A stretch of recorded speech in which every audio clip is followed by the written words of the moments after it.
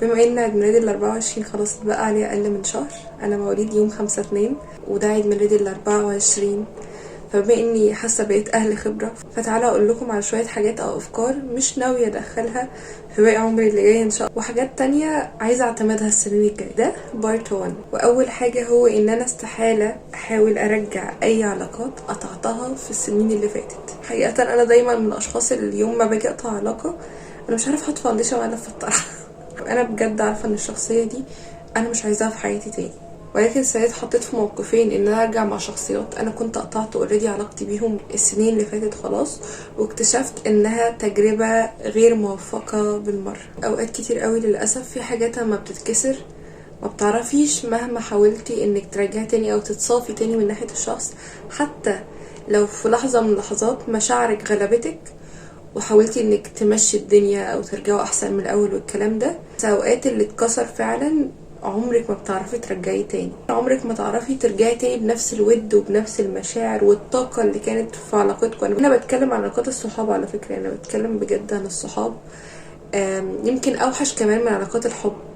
عارفين ممكن الحب نتصافى وبتاع والدنيا تمشي، بس الصداقة بالذات لان هي بتبقى اقرب من الحب بكتير بتبقى صعبة جدا لما بتتكسر. اول حاجة انا مش ناوية خالص اتنازل عنها ان انا ارجع علاقة صداقة مع حد اوريدي اتقطعت، وانا خدت قرار وانا بكامل قواي العقلية ان البنت دي مش هترجع صاحبتي تاني.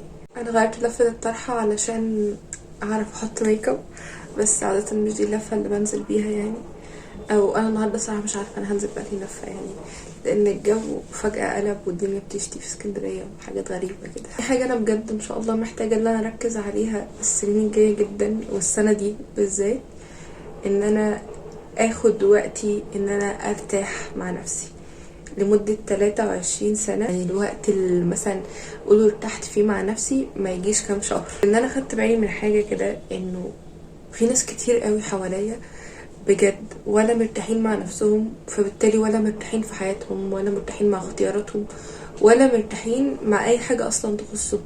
وشينا ما بين صراحة الموضوع ده بيأثر جدا جدا في كل حاجة. انا بطلت اكون متعودة ان انا احط ميك اب وانا بتكلم.